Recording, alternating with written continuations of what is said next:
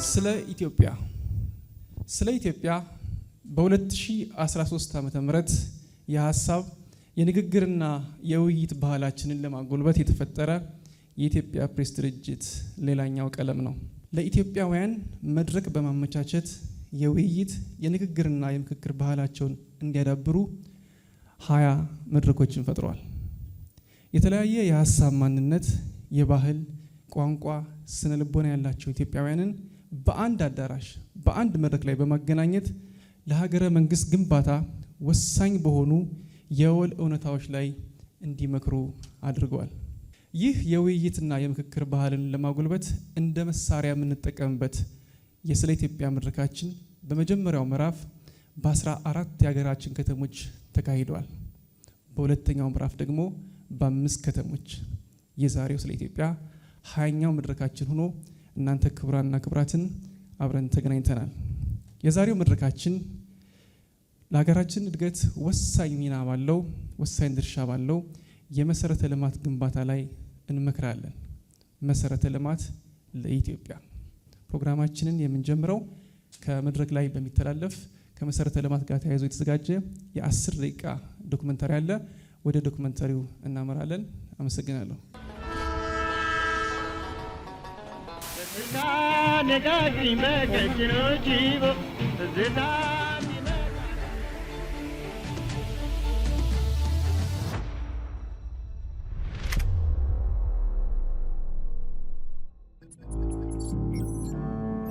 ዛሬ ዘመን ባፈራው ተንቀሳቃሽ ስልክ እዚህ ሆነን እዚያ ማዶ፣ እዚያ ሆነን እዚህ እየሆነን ነው።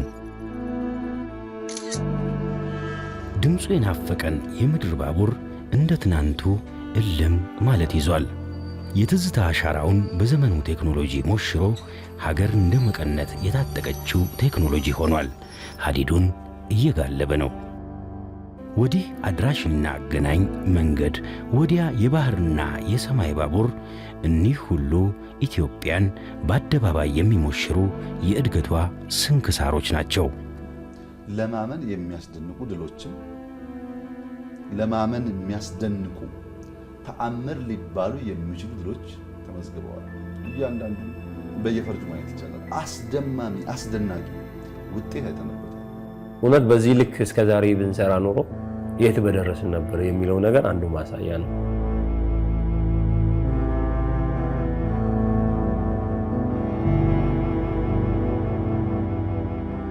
የፈጣን ለውጥ ባለቤት መብዛትን እድሏ መስፋትን ጌጥ አድርጋ ሺህ ዘመናት ሄድኩ ለሚለው እርጅናዋ መጣሁ የሚለው ወጣትነቷ ውበት ሆኖ ይታያል።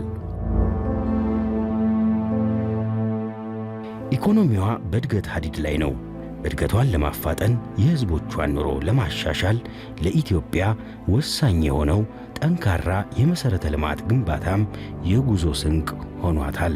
ኢትዮጵያ ውስጥ በከፍተኛ ደረጃ በአይን የሚታይ የሚጨበጥ የሚዳሰስ ለውጥ አለ። ማንም ሰው ካለበት ሰፈር በገጠርም ይሁን በከተማ 5 ኪሎ ሜትር ቢነዳ ቢንቀሳቀስ ለውጥ ያያል። የሚታይ ነው። ይሄ እንግዲህ በአዲስ አበባ ከተማ ላይ ብቻ በሰራ ነው ስራ ሳይሆን ሁሉም የክልል ከተሞችን እንዲሁም ደግሞ በክልል በሰከንደሪ ሲቲ እና ከዛ በታች ባሉትም ትላልቅ ስራዎች አብነት ሊሆኑ የሚችሉ ስራዎች እየተሰሩ ያሉት ይሄ የስብዕና ግንባታ ውስጥ ትውልድን በመተካት ሂደት ውስጥ ለትውልድ ከዚህ የተሻለ ኃላፊነት እንዲወስድና የቤት ስራ ምን የተሰጠበትን ስራ እንግዲህ በከተሞች ማየት እንችላለን። ስማርት ከተሞችን ስማርት ከማድረግ አኳያ እንግዲህ ከከተሞች ጋር ብዙ ስራዎች እየተሰሩ ነው ያሉት። አንዱ ማሳያው እንግዲህ የኮሪደር ልማት ነው። ይህንን በቅንጅት የሚሰራ ነው። የአንድ ተቋም ዲጂታላይዝ ሲደረግ እንግዲህ የአንድ ተቋም ስራ አይደለም። በዋናነት ይህንን ስራ የሚሰራው የከተማና መሰረተ ልማት ሚኒስቴር ነው። ከሱ ጋር ተጋግዘን ነው የምንሰራው። ከተሞች ራሳቸውን ለማዘመን የሚያስችሉ ፒላሮች አሉ። ከዛ አኳያ የትኛው ተፈጽሟል፣ የትኛው ላይ ወደኋላ ቀርቷል የሚለውን ነገሮች እሱ ፖሊሲውን ከመቅረጽ አኳያ ጀምሮ መሬት እስከ ማውረድ ሚኒስቴር መስሪያ ቤታችን እገዛ ያደርጋል። በተለይ እንደ ድሬዳዋ ያሉ ነባር ከተሞች ለነሱ ትልቅ ኦፖርቹኒቲ ነው። ኦልሞስት ከእድሜ ጠገብ በመሆናቸው በወቅቱ የነበራቸውን መሰረተ ልማት ምንም እንኳን በፕላን የተመሰረተ ቢሆንም ግራጁዋሊ ግን እየመጣ ያለውን የትራፊክ ፍሰት መቋቋም የማይችሉበት ደረጃ ላይ የደረሱ ከተሞች ናቸውና ይሄ ኦፖርቹኒቲ አንዱ ለድሬዳዋ ሆነ ድሬዳዋ መሰል ለሆኑ እድሜ ጠገብ ከተሞች ትልቅ አስተዋጽኦ ያለው ነገር ነው። በ20ኛው ክፍለ ዘመን ኢትዮጵያ ዘመናዊ መንገድን ተዋወቀች። ከድሬዳዋ ሐረር የዘመናዊ መንገድ ሀሁ ያኔ ጀመርን። የትራንስፖርት ዘርፍ የማንኛውም አገር የኢኮኖሚ የጀርባ አጥንት ነው። በኢትዮጵያም የመንገድ ኔትወርክ መስፋፋት የግብርና ምርቶችን ከእርሻ ወደ ገበያ፣ ጥሬ ዕቃዎችንም ከማምረቻ ስፍራ ወደ ፋብሪካዎች ለማድረስ ወሳኝ ነው። ለሁሉም የኢትዮጵያ ክልሎች በተለይ ወረዳን ከሌሎች ወረዳ ጋር ወረዳን ከቀበሌ ጋር በማገናኘት ምርትና ምርታማነትን በማሳደግ ሂደትና የኑሮ ውድነትንም እንዲሁም ደግሞ ለከተማ በቀጥታ ግንኙነት ያለውን ስራ መስራት እየተቻለን ያለው የከተማና የገጠር ትስስር የምንላቸውንም ፖዚቲቭ የሆነ ሪሌሽን እንዲኖራቸው በማድረግ ሂደትም ትልቅ ትርጉም የሚሰጠው ስራ እየሰራን እንደሆነ ለማንሳት ነው። ለጅቡቲ ቅርብ እንደመሆኗ እንደ አንድ ኦፖርቹኒቲ በምስራቁ የኢትዮጵያ ክፍል ላይ ይህንን ሮል እንድትጫወት የተሰጣት ድሬዳዋ ነው እና ያንን ኦፖርቹኒቲ ልትወጣበት የምትችለውን አቅም የምንገነባበት ድራይ ፖርቱን፣ ኒው ፍሪ ኢኮኖሚክ ዞኑን እንደገና ደግሞ ሬልዌይ ስቴሽኑን እነዚህን በማስተሳሰር ከዋናው ከተማ ጋር የምናስተሳስርበት ወደ 27 ኪሎ ሜትር ውስጥ የተካተተ ኮሪደር ልማት ይኖረናል።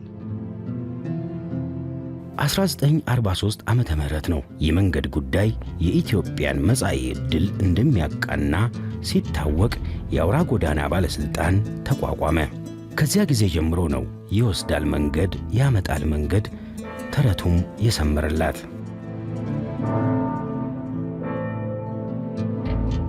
ይኸው ዛሬ አድራሽም አጉራሽም ሆኖ እንደቀጠለ ነው። ከነባሮቹ በተጨማሪ በአራቱም አቅጣጫ ፈጣን የክፍያ መንገዶች ወይም ኤክስፕረስ ዌይስ ተበራክተዋል። የጉዞ ጊዜን በመቀነስ የንግድና ኢንቨስትመንት ፍሰትን በማፋጠን በኩል የላቀ ሚና በመጫወት ላይ ይገኛሉ።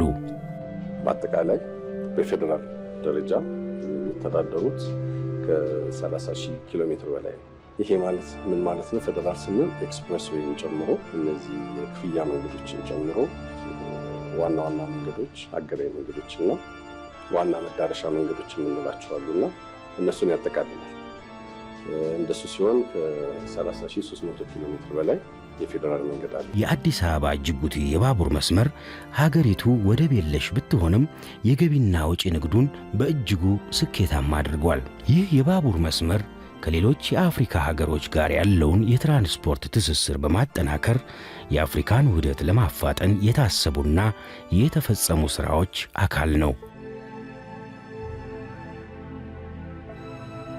ኤሌክትሪክ መሰረተ ልማት መገናኘትን ስናየው ደግሞ ወደ ሱዳን፣ ወደ ጅቡቲ፣ ወደ ኬንያ ምናልባት ደግሞ ከጥቂት ጊዜ በኋላ ወደ ታንዛኒያም ጭምር ኤክስፖርት ለማድረግ እየሰራን ነው። ለነዚህ ሀገራት ግንኙነት ደግሞ የከፍተኛ ኃይል ማስተላለፊያ መስመሮች ተዘርግተዋል። የገቢና ወጪ ንግድ የሚከናወንበት የባህር በር ባለቤት የመሆን አስፈላጊነትም በአገሪቱ የኢኮኖሚ አቅም ላይ ትልቅ ለውጥ ያመጣል። ኢትዮጵያ ወደብ ስስ ተረከዟ ነው። የልብ ምቷ የመተንፈሻ ሳንባዋም ነው። የባህር በር ባለቤትነት የሎጂስቲክስ ወጪን በመቀነስ የሀገሪቱን ተወዳዳሪነት ያሳድጋል። ድሬዳዋም ለዚህ ሙሽራነት የታጨች የመሰረተ ልማቱ መቀነት ናት። ቀጥታ ወደ ድራይ ፖርት የሚገባ ባቡር አለ ድሬዳዋ ላይ፣ ወደ ደረቅ ወደብ፣ ሌሎችም ደግሞ አሁን ድራይ ፖርት ላይ ፍሪ ትሬድ ዞን ላይ እየተሰራ ያለበት ሁኔታ አለ። ከዛ ውጪ የንግዱን ከማዕከል ለሀገሪቷ የስፓይናል ኮርድ ደሞኑ መጠን እሱ ወደ ከተማ የሚያስገባበት ከከተማም ደግሞ ግን ኤክስፖርት የሚደረጉ ወደ ውጪ የሚደረጉ እቃዎችን የሚያንቀሳቀስበትና ይሄ ትልቁ ደረጃ የሀገሪቷን ኢኮኖሚ እያነቃቃ ያለበት ሁኔታም ስለሆነ ይሄ ትልቁ ከፍተኛ ደረጃ ላይ ነው ያለው።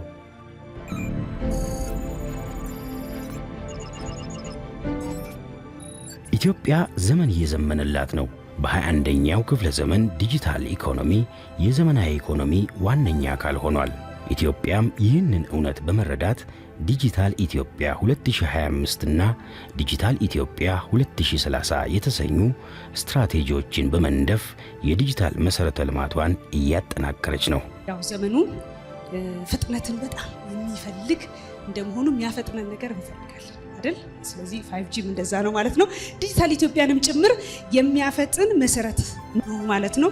ዘመናዊ ግብርና ስማርት አግሪካልቸር የምንለው የምንኖርባቸውን ከተሞች ስማርት ሲቲ የምንለው ማዘመን ሌሎችን ጭምር የምንችልበት አንድ አስቻይ ሚና የሚጫወት የአምስተኛው ትውልድ እንግዲህ እጅግ በጣም ፈጣን የምንለው የሞባይል አገልግሎት ነው ማለት ነው። ያልተሻገርናቸው የአገልግሎት አሰጣጥ ችግሮች ደግሞ በመሰረታዊነት መፍታት ይጠበቅብናል ብለን በዲጂታል ኢትዮጵያ 2025ን እውን የምናደርግበት ኤክሰርሳይዝ የምናደርግበት አንዱና ትልቁ ስፔስ ከተማ ነው፣ የአርበን ስፔስ ነው ብለን እየተንቀሳቀስን እንገኛለን።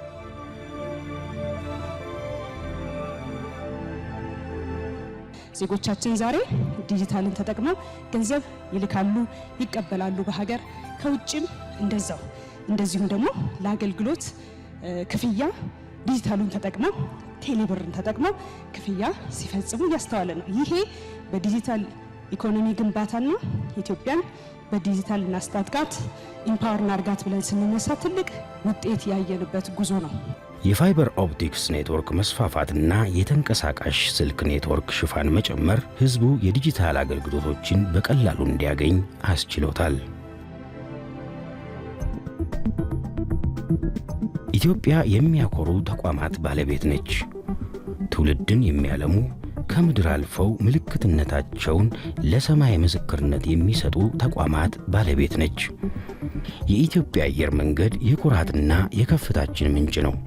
በዘመናት ቅብብሎሽ የተገነባ ጠንካራ አመራርና ከፍተኛ ኢንቨስትመንት በማካበት በዓለም ሰማይ ላይ ኢትዮጵያን ይዞ የሚነጉድ የሰማይ ባቡር። የኢትዮጵያ ኢኮኖሚ በፍጥነት በማደግ ላይ ነው። የኃይል ፍላጎትም እየጨመረ ነው። አገሪቱ ከፍተኛ የሆነ የኃይል አማራጭ አቅም ያላት ሀገር ናት። የህዳሴው ግድብ የዚህ ትልቅ ማሳያ ነው። ኢትዮጵያ እንደመታደል ሆኖ አሁን ላይ ሙሉ ለሙሉ ታዳሽ የሆኑ የኃይል ምንጮችን ተጠቅማ ኤሌክትሪክ የምታመነጭ ሀገር ናት። በአሁኑ ሰዓት ወደ 21 የሚደርሱ የኃይል ማመንጫዎች አሉ። ይህ ሁሉ ጥረት የገጠርና የከተማ አካባቢዎችን ዘመናዊ ኃይል የማስታጠቅ ዓላማ ነው። የህዝቡን የኑሮ ጥራት ማሻሻልና ለኢንዱስትሪዎች የኃይል አቅርቦትን ማረጋገጥ ሌላኛው ግብ ነው። ኢትዮጵያ የውጭ ምንዛሪ የምታገኝባቸው ሴክተሮች እየሰፉ መጥተዋል። አንደኛው ኤሌክትሪክ ሆኗል። በመንገዶች፣ በባቡር መስመሮች፣ በዲጂታል ትስስሮችና በታዳሽ ኃይል ዘርፎች እየተካሄደ ያለው የመሰረተ ልማት ግንባታ ለኢትዮጵያ ዘላቂ የኢኮኖሚ እድገት ጠንካራ መሰረት የሚጥል ነው። በእነዚህ ሁሉ ጥረቶች ኢትዮጵያ ወደ ብሩህ ነገዋ ታመራለች፣ ወደ ከፍታ ማማዋም ትስፈነጠራለች። የምናስበውን ብልጽግና የምናስበውን መለወጥ ለማምጣት ጅማሯችን መልካም ቢሆንም መፍጠን ደግሞ አለብን። መፍጠን አለብን፣ መፍጠር አለብን፣ ማያያዝ አለብን። ያኔ የተሟላ የልማት ገጽታ ያላብሰናል። ከጊዜ ጋር ከዘመን ጋር እየዘመነ የመጣ መሰረተ ልማት በሁሉ ዘርፍ ማየት የሚቻልና የዛም ተቋዳሽ ከዛ ጋር አብረን እየኖርን ያለን ማህበረሰብ እንደመሆናችን መጠን ትላንት የነበርንበትን ዛሬ ያለንበትን ደግሞ አስፓየር የምናረጋትን ኢትዮጵያ በተለይ ከመሰረተ ልማት አኳያ ደግሞ ማየት የሚጠበቅብን መወያየት የሚጠበቅብን ስለሆነና እስካሁን ስለመጡ ለውጦችም ስለገጠሙን ተግዳሮቶችና የወደፊት ደግሞ መውጫ መንገዳችንንም ጭምር መነጋገር መወያየት እና ወደፊት ደግሞ የት ልንደርስ እንፈልጋለን የሚለውን ነገር ጭምር እንግዲህ እዛ ላይ ትኩረት የሚያደርግ መወያያ ጉዳዮች ናቸው የሚቀርቡልን። ትራንስፖርትን በትራንስፖርት መሰረተ ልማት ስለ ኢትዮጵያ ምን ማለት ነው፣ ምን ማለት አይደለም፣ ምንስ እየተሰራ ነው የሚለውን በቀጥታ የመጀመሪያ ፓነሊስት ለሆነው ለኢንጂነር ዮናስ እድሉን ሰጣለሁ ማለት ነው። ታንክ ዩ ክብርት። እንዴት አደራችሁ? የተከበሩ ከንቲባችን፣ የተከበራችሁ ጥሪ የተደረገላችሁ እንግዶች፣ ሁላችንም እንኳን ወደ ድሬዳዋ ከተማችን መጣን እንኳን አየናት ዳግም ለማለት ፈልጋለሁኝ። እንግዲህ እኔ ርዕስ ቤዚካሊ ከትራንስፖርት ኢንፍራስትራክቸር ጋር ተያይዞ ሀገራችን የት ነበረች፣ አሁን የት ነው ያለችው፣ ወዴት ነው እየሄድን ያለነው የሚለውን አጠር ባለ መልኩ በተሰጠኝ ጊዜ ለማቅረብ ሞክራለሁኝ። የመሰረተ ልማት የትራንስፖርት እንቅስቃሴን በተመለከተ ሰው በእግሩ ከመሄድ ጀምሮ የእንስሶችን ወይም ጋሪ በጋሪ ከመሄድ ጋር ተያይዞ እንደገና ደግሞ በስቲም የሆነ 18ኛው ክፍለ ዘመን ላይ በስቲም መሰረተ ልማት ተዘርግቶለት እንደዚህ አይነት ኢንፍራስትራክቸሮች ባሉበት መሄድ 19ኛና 20ኛ ክፍለ ዘመን ላይ ደግሞ እንደዚሁ መኪናን እና ተያያዥ የሆኑ ትራንስፖርት ተዘርግተው ወይም ደግሞ ተፈብርከው መጓጓዝ የጀመረበት አሁን ላይ ደግሞ በተለይ ድሮን እና የኤሌክትሪክ ቬሂክሎች ደግሞ በዓለም ላይ እንደዚሁ የበላይነት ያዙበት ይሄ ሂደት የኛም ሀገር ይሄን ሂደት ያለፈችበትና የደረሰችበት የመጣችበትና የምንደርስበት ነው ማለት ነው። ለምንድን ነው ስለ መሰረተ ልማት የምንነጋገረው ካልን አንዱ ያው ለኢኮኖሚ ያለው እንደምታ ቀላል አይደለም። በተለይ ደግሞ ለህዝባችን ተደራሽ የምናደርጋቸው መሰረተ ልማቶች ከትራንስፖርት መሰረተ ልማቶች ያሉ መሰረተ ልማቶችን ተደራሽ ለማድረግ ሆስፒታል፣ ትምህርት ቤት፣ ሌሎች የምንላቸውን ተደራሽ ለማድረግ ትራንስፖርት መሰረተ ልማት በጣም ኢምፖርታንት ነው። ከዛ ጋር ተያይዞ እንግዲህ የእርስ በርስ መተሳሰርና እድገትንም እንደዚሁ ያመጣል። የትራንስፖርት መሰረተ ልማት ግንኙነት ባላቸው አካባቢዎች እና ሀገራት እርስ በርስ የሚደረጉ ልውውጦች እድገታቸው ፈጣን ይሆናል። ህብረተሰቡ ማህበረሰቡ በመገናኘት ያንዱ ሌላውን እውቀትና ክህሎት ሼር በማድረግና በመሳሰሉት የሚኖረው ሚና ቀላል አይደለም። ከዛም አልፎ ግን በዓለም አቀፍ ደረጃ ወይም በአህጉር ደረጃ ያስቀመጥነው የ2063 አጀንዳ ወይም ጎሎችን ማሳካት ደግሞ እንደ ሀገር ያዝነው ነው እና እነዚህን ነገሮች ለማሳካት የምንሰራቸው እየሰራን ያለናቸው ሰፊ ነገሮች አሉ። እንግዲህ የኛን የመሰረተ ልማት የትራንስፖርት መሰረተ ልማትን ስናይ የመጀመሪያው የመንገድ መሰረተ ልማት ነው የሚሆነው። ከዛም የሬልዌይ ወይም የባቡር መሰረተ ልማት፣ የውሃ መሰረተ ልማት፣ የአየር መሰረተ ልማት እንደዚሁ የሳይክልና የድሮን መሰረተ ልማቶች ብለን ማየት እንችላለን። ከቴክኖሎጂ አንጻር ይሄን ሊያሟላ የሚችል ቴክኖሎጂና ኢንፍራስትራክቸር እንደዚሁ መስራት አስፈላጊ ይሆናል። ከፖሊሲ አንጻር ይህንን ሊያቅፍ የሚችል ይሄን ሊያስተናግድ የሚችል ፖሊሲ ሊኖረን ይገባል። በዚህ ረገድ እየሰራን እየመጣን ያለናቸው ነገሮች ማየት እንችላለን። ከባቡር ብጀምር እንግዲህ የአዲስ ጅቡቲ ባቡር ለድሬዳዋ በጣም አዲስ አይደለም። የ759 ኪሎ ሜትር ከአዲስ አበባ ጅቡቲ ሰውንም ትላልቅ ግብዓቶችንም ከሀገር ወደ ውጪ ኤክስፖርት በማድረግ ከዛም ደግሞ ኢምፖርት በማድረግ ያለው ሚና ቀላል አይደለም። በኮስት አንጻር በአየር ትራንስፖርት እና በመኪና ከምናደርገው ከ60% በላይ ያለ ኮስት ይቀንሳል ተብሎ ይገመታል። ትላልቅ በተለይ በመኪና እና በአየር መንቀሳቀስ የማይችሉ ትላልቅ ሂጅ የሆኑ ንብረቶችን ወይም ደግሞ ቁሶችን ማጓጓዝ የምንችልበት ነው። ይሄ እንግዲህ አሁን እስከ ጅቡቲ ድረስ ያለው ወደ ሌሎች የኢትዮጵያ ጎረባች ሀገራት እንደዚሁ መስፋፋት ያለበት ኢንፍራስትራክቸር ነው። በውይይት ላይ ያለ እንደዚሁም በቀጣይ የሚሰራበት ነው። ወደ መንገድ ስንመጣ መንገድ ባለፉት 20-30 ዓመታት የነበረው የመንገድ ኢንፍራስትራክቸር በተለይ ደግሞ አሁን ባለፉት 6-7 ዓመታት ላይ ደግሞ የሰራናቸው የመንገድ ኢንፍራስትራክቸሮችን ደምረን ከ550% በላይ እድገት ያሳየ መሰረተ ልማት ነው። ይህም ቢሆን ግን አሁንም እንደ ሀገር ስፋት እንደ አስፈላጊነቱ ደግሞ ስናይ አሁንም ገና የሚቀረን 37% በአፍሪካ አቨሬጅ ካለው የመንገድ ከቨሬጅ አንጻር አሁንም ይቀረናል ማለት ነው። በአፍሪካ 204 ኪሎ ሜትር በ1000 ኪሎ ሜትር ስኩዌር ስታንዳርድ ያለንበት ነው።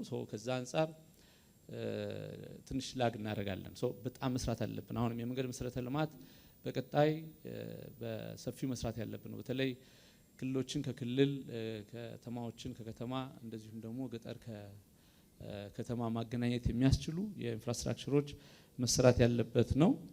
የአየር መሰረተ ልማትን ስናይ አሁን ላይ በኤርፖርት ደረጃ ከ50 በላይ ኤርፖርቶች አሉ። ነገር ግን ፔቭድ የሆኑ ኤርፖርቶቻችን 22 ናቸው። አገልግሎት እየሰጡ ያሉት ከ20 አንሱም። አሁን በቅርቡ ደግሞ ወደ ፔቭድ ኤርፖርትነት የሚዘዋወሩ የሚያድጉ ደግሞ 4-5 ኤርፖርቶች ይኖራሉ።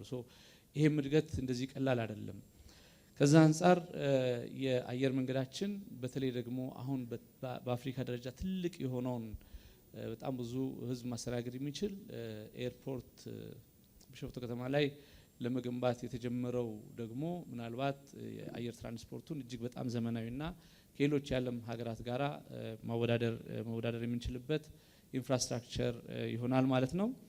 ከውሃ ትራንስፖርት ጋር ተያይዞ እንግዲህ ወደብ ያላቸው ወይም ደግሞ ቦርደር ያላቸው ሀገራት ይሄን በአብዛኛው ይጠቀማሉ። ከዛ አንጻር እኛ እየተጠቀምን ያለነው የጅቡቲን ቦርደር ነው ወይም የዛን ወደብ ነው። የሌሎች ሀገራትንም ወደቦች ለመጠቀም ከፍተኛ ጥረት እየተደረገ ነው። ግን እንደ ሀገራችን ውስጥ ያለው የውሃ ትራንስፖርት ምናልባት ለዛ እንቅስቃሴ እየተደረገ ያለው አንድ የባሮ ወንዝ ነው። እሱም በዛ ደረጃ እንደ ሌሎች ሀገራት ትራንስፖርት የውሃ ትራንስፖርታችን በዛ ደረጃ ያደገና የመጓጓዣ መሰረተ ልማት ለመሆን በዛ ደረጃ የተሰራበት ነው ለማለት ያስቸግራል። እዚህ ላይ ሰፊ ስራ ይጠይቀናል። የቀጣይ የመሰረተ ልማት ስራችን ከዚህ አንጻር ትኩረት የሚሻ ይሆናል ማለት ነው። እንግዲህ በዚህ ሂደት ውስጥ ያለን ቻሌንጆች ደግሞ ቀላል አይደሉም። እነዚህ መሰረተ ልማቶች ተሰርተዋል። ነገር ግን ደግሞ ብንሰራና በቀጣይ ደግሞ ተጋግዘን ብንሄድ የተሻለ ይሆናል የሚሉ ሀሳቦችንም አካተን ማየት እንችላለን። የአንዱ እነዚህ መሰረተ ልማቶች እርስ በርሳቸው መተሳሰር አለባቸው። ለምሳሌ የባቡር መሰረተ ልማት ከመንገድ ጋራ፣ የባቡር መሰረተ ልማት ከሌሎች ከአየር መንገድ ጋራ ወይም ከአየር ትራንስፖርት ጋራ፣ የአየር ትራንስፖርት ከእንደዚሁ ከመንገድ ትራንስፖርት ጋር የሚተሳሰሩበት ሂደቶች መሰረታዊ ናቸው። በፍጥነት ትራንስፖርቱን ከማሳለጥ አንጻር የአዲስ አበባ ያለው ሬልዌይ የራሱ የሆነ ከፍተኛ ወጪ የወጣበት ግን ደግሞ አድቫንቴጅ የፈጠረ ምናልባትም የሬልዌይ ትራንስፖርት በከተማ ውስጥ የመጀመሪያ ለማድረግ በአህጉራችንም የመጀመሪያው ለማድረግ የተሞከረበት ሁኔታ አለ። ነገር ግን ከጥቅሙ አንጻር በደንብ መዘነን ማየት የሚኖርብን ይሆናል። አንዱ ተርሚናሎች በጣም በበቂ ደረጃ ካለመኖራቸው ጋር ተያይዞ በፍጥነት ከተማ ውስጥ ለማመላለስ የማይቻልበት ፕላስ ደግሞ ክሮስ አድርጎ ሰው ወይ አንደርግራውንድ ወይ ደግሞ በሌሎች እንትኖች ትራፊክ እንቅስቃሴውን ሳይገድብ የማይንቀሳቀስ መሆኑ የፈጠረው የትራፊክ መጨናነቅ የምናየው ነው። ይሄ ትኩረት ሊሻ የሚጋባ ነገር ነው። ከዛ ውጪ የከተማን ለሁለት ከፍሎ ፑር የሆነ የአርባን ኮኔክቲቪቲን እንደዚሁ የፈጠረ ነው። መፍትሄ የሚሻ ጉዳይ ነው። የወጣበትን ያህልም አገልግሎት የሰጠ ነው የሚል የለንም። ከዛ በላይ ደግሞ ኪሳራውም ቀላል አይደለም። ከመንገድ ጋር ተያይዞ የመንገድ የመሰረተ ልማት በምንፈልገው ደረጃ አልደረሰም፣ አሁንም ላግ አለብን ብለን እያልን ግን ደግሞ ቻሌንጆች አሉን። አንዱና ግን መሰረታዊ ትልቁ ቻሌንጅ የመንገድ መሰረተ ልማት እንዲሰራ ይጠየቃል። መንግስትም የራሱ የሆኑ ሜዠርመንቶችን አስቀምጦ የመንገድ መሰረተ ልማት ከዚህ ወደዛ ቢሄድ ብሎ 5 የተለያዩ የሩት ሴሌክሽን ክራይቴሪያዎችን አስቀምጦ የሰራበት ያለበት ሁኔታ ላይ ያለው። ነገር ግን አንዱና በመሰረታዊነት ለዚህ መንገድ አለመሳካት ምክንያት እየሆነ ያለው የራይት ኦፍ ዌይ ፕሮብለም ነው። ራይት ኦፍ ዌይ በዋናነት ቶሎ አለመነሳቱ፣ በፍጥነት አለመነሳቱ ብቻ ሳይሆን ፕሮጀክቱ ላይ የሚያደርሰው ተጽዕኖ ፕሮጀክቱን አስጀምሮ እንደገና አቋርጦ እንደገና ሌላ ሰጥቶ የሚካሄድበት ሂደት ትልቅ ቻሌንጅ እየሆነ ነው ያለው። ነገር ግን የኛን የመንገድ መሰረተ ልማት ከበጀት አሎኬሽን አንጻር ደግሞ ስናየው አብዛኛው የኛ መሰረተ ልማት እየተገነባ ያለው በኢትዮጵያውያን ገንዘብ ነው ማለት ነው። በኢትዮጵያ ራሷ ገቢ ነው እየተገነባ ያለው። እኛ ከሌሎች የአፍሪካ ሀገራት ጋራ ራሳችንን ስናወዳድር የሌሎች አፍሪካ ሀገራት እዚህ ደርሰዋል ብለን ስንል አብዛኛዎቹ የአፍሪካን ዴቨሎፕመንት ባንክንና የወርልድ ባንክ ወይም ደግሞ ሌሎች ፋይናንሰሮችን ተጠቅመው ነው መሰረተ ልማት እየገነቡ ያሉት። ይሄ ማለት ሀገራቸውን አስይዘው ነው ኢንፍራስትራክቸር እየገነቡ ያሉት። when it comes እኛ ጋር የራሳችንን ሪሶርስ የራሳችንን የሰው ኃይል የራሳችንን አቅም ተጠቅመን ነው እየገነባን ያለ ነው። በዚህ ሂደት ውስጥ ከሌሎች አፍሪካ ሀገራት ጋር ደግሞ ኮምፔር ስንደረግ በጣም በተሻለ ሁኔታ ላይ ያለን መሆኑን ማየት እንችላለን። ሌላው እና እንደ ቻሌንጅ የምናየው እኛ ጋር ሪፒትድሊ ሜንቴን መደረግ ያለባቸው መንገዶች ሜንቴን አለመደረጋቸው፣ የተሰሩ መንገዶች ቶሎ የሚበላሹ መሆናቸው የመሰረተ ልማት ወይም የትራንስፖርት እንቅስቃሴው ላይ የራሱ የሆነ ኔጌቲቭ የሆነ ተጽዕኖ ያሳድራል። በተለይ ኢቪ የኤሌክትሪክ ቬሂክሎች በብዛት እየመጡ ከመሆናቸው ጋር ተያይዞና የሰርቪስ ወይም ደግሞ የአገልግሎት የሚያስፈልገው ነዳጅ ሳይሆን ኤሌክትሪክ መሆኑ በጣም በርካሽ አክሰስብል በሆነ መልኩ የምናገኘው ከመሆኑ ጋር ተያይዞ ሁሉም ሰው ቤት ሊገባ የሚችል ከመሆኑ ጋር ተያይዞ የመንገድ መሰረተ ልማት ማስፋትና ማስፋፋቱ በጣም ትኩረት የሚሰጠው ነገር ነው የሚሆነው ማለት ነው።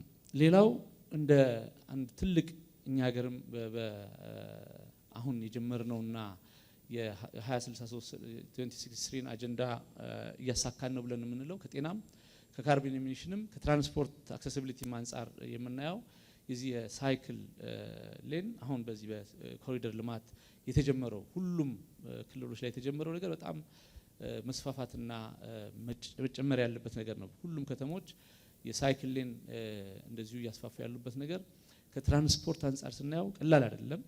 ሁለተኛው የፔዴስትሪያን ሌን ምናልባት የምንሰራቸው መሰረተ ልማቶች ለመኪና የተመቸ ነበር ድሮ። አሁን ደግሞ እግረኛንም የሚያስተናግዱ መሰረተ ልማቶች የተገነቡ ናቸው። ይሄ ደግሞ አጭርም ይሁን ረጅም ርቀት ሰው በእግሩ በመሄድ የሚጠቀመው ነገር ቬሂክሎችን ወይም ደግሞ ሌሎች የትራንስፖርት ሞዶችን ሳይጠቀም በእግሩ በመሄድ አንዱ የካርቦን ኤሚሽን እንቀንሳለን። ሁለተኛው ከጤና ጋር ያለው ተጽዕኖ ቀላል አይደለም፣ በጎ ተጽዕኖ ማለት ነው።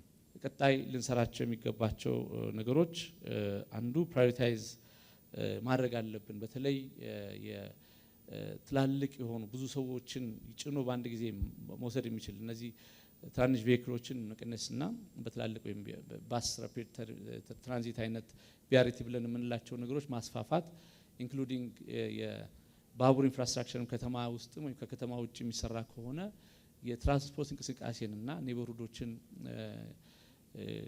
ጫና ሊያደርግ በማይችል መልኩ መሆን መቻል አለበት። ስማርት ሲቲ በተለይ ደግሞ የኤሌክትሪክ ቬሂክልና የድሮን እንቅስቃሴን እንደዚሁ እየደረስንበት ያለን እየመጣንበት ያለ ነው። አንዳንድ ንብረቶችን ወይም ደግሞ እርዳታ ወይም የሆነ ነገር ለማድረስ ስንፈልግ ለእይታ ወይም ለሌሎች አገልግሎቶች ብቻ ሳይሆን ንብረት ከአንድ ቦታ ወደ አንድ ቦታ ለማንቀሳቀስ የሚያስችል ድሮኖችም መፈብረክ ጀምረናል። የድሮን ኢንፍራስትራክቸር እንግዲህ ሀገራችንም ማምረት ጀምራለች።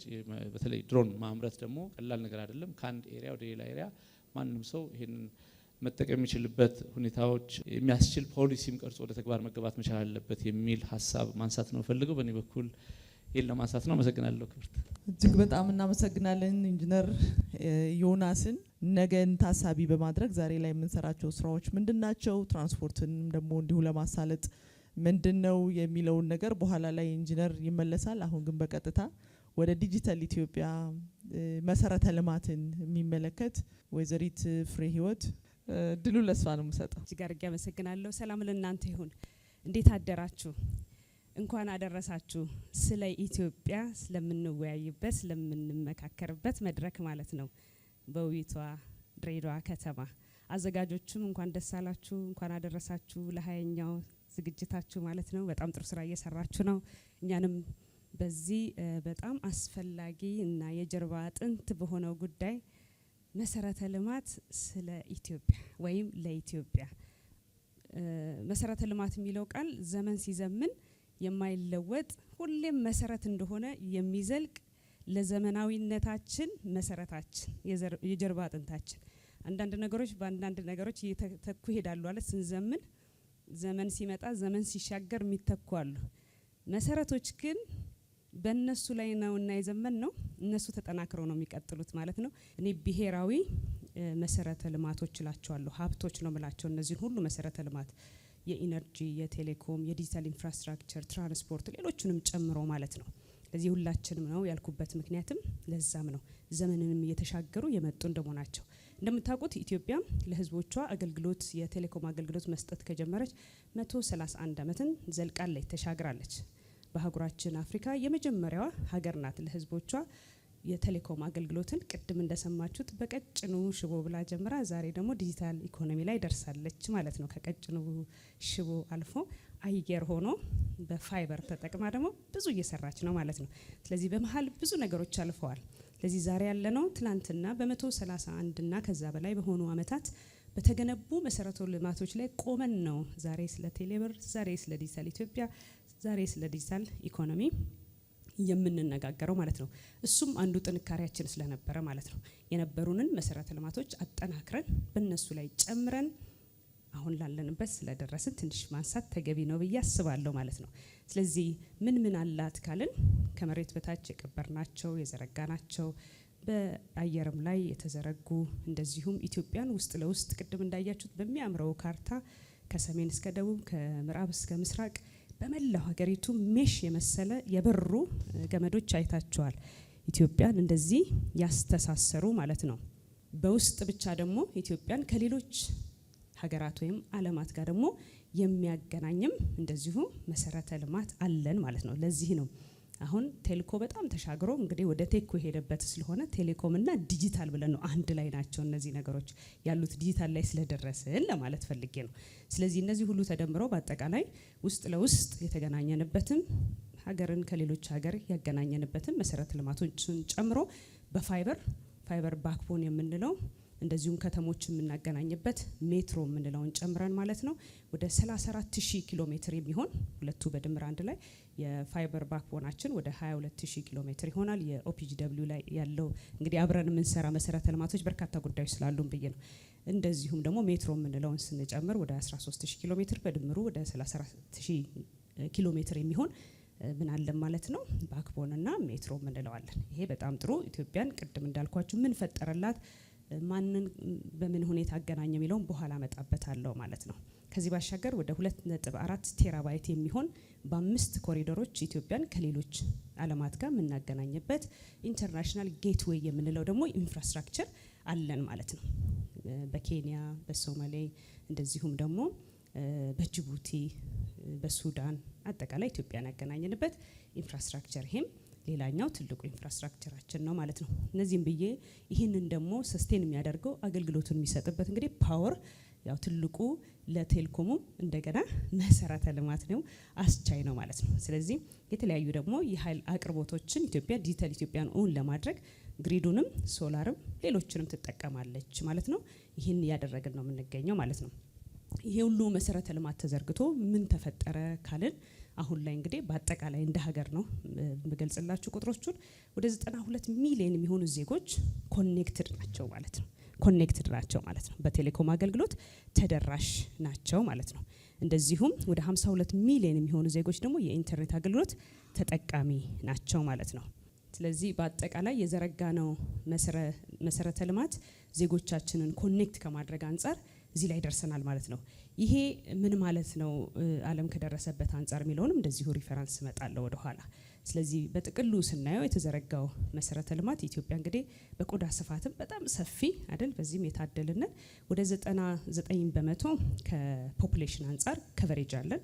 በቆዳ ስፋት ደግሞ ያየነው እንደሆነ ወደ 86% ከቨሬጅ አለን፣ የቴሌኮም ከቨሬጅ የምንለው ማለት ነው። ይሄ ትልቅ የሚባል በጣም 99% ማለት እንግዲህ በተለይ በዋናነት በ3G በ2G ኮኔክትድ የሆነው ወደ 4G አድቫንስ ወዳደረገ ወደ 5G አገልግሎት ስንመጣ ደግሞ ምን አለን የሚለውን ምናይ ይሆናል ማለት ነው። የተዘረጉት መሰረተ ልማቶች ግን ይህንን አስችሏል ማለት ነው። ወይም በቴሌ ዴንሲቲ በምንለው መለኪያ ስናየው ደግሞ ወደ 76% ደርሰናል። ምን ማለት ነው ካላችሁኝ ከ100 ሰው 76 ሰው አገልግሎት ያገኛል እንደማለት ነው። ስለዚህ ይሄ በጣም አመርቂ የሚባል ትልቅ እንግዲህ ሴክተሩን የምንለካበት ከየት ወዴት ነው እየሄድን ካለን ማለት ነው። አድቫንስ ካደረጉ በተለይ ደግሞ የኢንተርኔት አገልግሎት ዛሬ ላይ ስለ ዲጂታል ኢትዮጵያና ስለ ዲጂታል ኢኮኖሚ ስናወራ የኢንተርኔት ፔኔትሬሽን ወሳኝ ሚና ይጫወታል ማለት ነው አይደለም። ስለዚህ ከዚህ አንጻር የት ነን፣ እንዴትስ ፕሮግረስ አደረግን ካልን እነዚህ ቁጥሮች እንዴት መጡ ስንል ምናልባት በባለፈው 5 ዓመት በተሰሩ ስራዎች እንደምታስታውሱት 4G ሊሚትድ ቱ አዲስ ነው የነበረው። አዲስ አበባ በተወሰኑ ቦታዎች ላይ ነው የነበረን፣ በጣም ጥቂት ቦታዎች ላይ ቱ ቢ ስፔሲፊክ ሜቢ ሆት ስፖት ላይ 300 ምናምን ሳይቶች ላይ ነው የነበረው። ዛሬ ከ700 ከተሞች በላይ አድቫንስድ 4G አገልግሎት ተጠቃሚ ናቸው። ይሄ በአጭር ጊዜ የኢንተርኔት ፔኔትሬሽኑን ለማሳደግ የተሰራ ነው ማለት ነው። እንደዚሁም 5G እንደምታውቁት አፍሪካ ላይ የ5G አገልግሎት አሁንም በጣም ጥቂት ኦፕሬተሮች ወይም ሀገራት ናት እየሰጡ ያሉት አገልግሎቱን። ከነዛ መካከል በጣም ቀዳሚ ከሚባሉት መካከል ናት ኢትዮጵያ። ወደ 25 የሚሆኑ ከተሞቻችን የ5G አገልግሎት ተጠቃሚ ናቸው ማለት ነው። ይሄ አድቫንስ ያደረጉ አገልግሎቶችን በማምጣት ተግባራዊ በማድረግ ዜጎች እንዲጠቀሙ በማድረግ አስቻይ ሁኔታን በመፍጠር ትልቅ ጉዞ ወይም ደግሞ እርምጃም የወሰድንበት ነው ብለን ልንወስደው እንችላለን ማለት ነው። ስለዚህ በአጠቃላይ ሶፋር ያደረግነው ማስፋፊያ ምናልባት ይሄ ቁጥር እንዴት ነው እየመጣ ያለው ካላችሁ ለማስታወስ በተለይ እንዳልኳችሁ ነው። ቀደም ብሎ በርካታ መሰረተ ልማት የቴሌኮም መሰረተ ልማት እንዳልኳችሁ የፋይበር የታወር ወደ 10,000 የሚጠጉ በመላው ሀገሪቱ የሞባይል ጣቢያዎች አሉ። እነዚህን ለመገንባት ረጅም ጊዜ ወስዷል። የባለፈው 5 ዓመት ደግሞ አድቫንስ ያደረጉ በመሰረተ ልማትም በአገልግሎትም በማስታጠቅ በማምጣት በመተግበር በርከት ያሉ አዳዲስ አገልግሎቶችን በተለይ ዲጂታል ኢኮኖሚን ለመገንባት የሚያስችል ሁኔታ ተፈጥሯል። ዲጂታል ኢኮኖሚ ስንል እንግዲህ በሞባይል አገልግሎት ተጠቅመን የሞባይል መኒን ተጠቅመን ገንዘብ መላክ መቀበል፣ የክፍያ ስርዓትን ማዘመን፣ በተለይ የፋይናንስ አገልግሎቱን ተደራሽ ለማድረግ ይህንን ሰፋ ያለ ፔኔትሬሽን ሌቨሬጅ ያደረግንበት ነው እንደ ሀገር ብለን ልንወስደው እንችላለን ማለት ነው። ስለዚህ በድምሩ እስካሁን ድረስ እናደርጋቸው የነበሩ ማስፋፊያዎች እዚህ ድረስ አምጥተውናል። ይሄንን በማስቻሉ ደግሞ በዲጂታል ኢትዮጵያ 2025 ተይዘው ከነበሩ ዋና ዋና ፒላሮች እንደምታስታውሱት ፋውንዴሽን ላይ ተቀመጠው የቴሌኮም እና የኤሌክትሪሲቲ ኢንፍራስትራክቸር ነው የሚለው። ስለዚህ ቴሌኮም በዚህ ልክ ሄዷል ብለን ለመውሰድ እንችላለን። በቀጣይ ወደ ላይ ስትሄዱ እዛ ላይ የተካተተው ማለት ነው በ2025 ስትራቴጂ ላይ አንዱ የፔመንት ጌትዌይ ነው። ከፔመንት ጌትዌይ አንጻር ካያችሁት ቴሌብር በአጭር ጊዜ አሁን ወደ 4 ዓመት ሆኖታል። ዓለም ላይ ካሉ እንግዲህ ሊደር የሚባል በጣም የዘገየ ቢሆን ግን ደግሞ ስንገባ በጥሩ መልኩ በመጀመራችንና በማስቀጠላችን እንግዲህ ዛሬ ከ53 ሚሊዮን በላይ ዩዘሮች አሉ ማለት ነው። በቀላሉ ክፍያን የሚፈጽሙበት የተለያዩ የዲጂታል ኢኮኖሚን ለመገንባት እድል የሚፈጥርልን ማለት ነው። ገንዘብን ከማዘዋወር ያለፈ ማለት ነው። ይህንን ቴክኖሎጂ ተጠቅመን አስቻይ ነው ስንል መሰረተ ልማት ለሌሎች ዘርፎች ሁሉ አስቻይ ነው ያለበት በርካታ ምክንያቶች አሉ። የፋይናንስን አገልግሎት ደግሞ ተደራሽ ከማድረግ አንጻር ካየ ነው በጣም ባጠረ ጊዜ ማለት ነው እስካሁንም ሆኖ የማያውቅ ከ10 ሚሊዮን በላይ ዩዘሮች ከ22 ቢሊዮን በላይ ብር ደግሞ በጣም ባጠረ ጊዜ ማለት ነው ማግኘት ችለዋል ማለት ነው። ስለዚህ ምን ማለት ነው? ለዚህ ነው የቴሌኮምና የዲጂታል ኢንፍራስትራክቸር አስቻይ ሚና ይጫወታል የምንለው። በቅርቡ እንዳያችሁት ዘመን ገበያ ደግሞ የኢትዮጵያን ትሬዲንግ ሌላ ሌቭል ላይ ወስደዋል ማለት ነው። ይሄ ከተሞችን በኢኮኖሚ በማስተሳሰር ቴክኖሎጂ ሲመጣ እንግዲህ አንድ ቦታ ላይ እየተመረተ ያለ ምርት ሌላ ከተማ ደግሞ ምርቱ የለም እየተቸገረ ነው። ስለዚህ በቀላሉ የምናገኝበት እንደዚሁም ደግሞ አምራቹን የምናበረታታበት አምራቹንና ኢኮኖሚ ገዢውን በማገናኘት ኢኮኖሚው እንዲያድግ ምንድነው የምናበረታታበት የሚያመርተው የሚገዛውን በቀላሉ ሲያገኝ ምን ይሆናል? ይበረታታል፣ በተሻለ ዋጋ ይሸጣል። ስለዚህ ኢኮኖሚው ያድጋል ብንልበት በርካታ ምክንያቶች አሉ ማለት ነው። ምርታማነት እናመጣለን ስንል ማለት ነው። ስለዚህ ቴክኖሎጂው በሁሉም ሴክተር በጤናም ዘርፍ እንደዛው በፋይናንስ ተደራሽነት እንዳልነው ማለት ነው።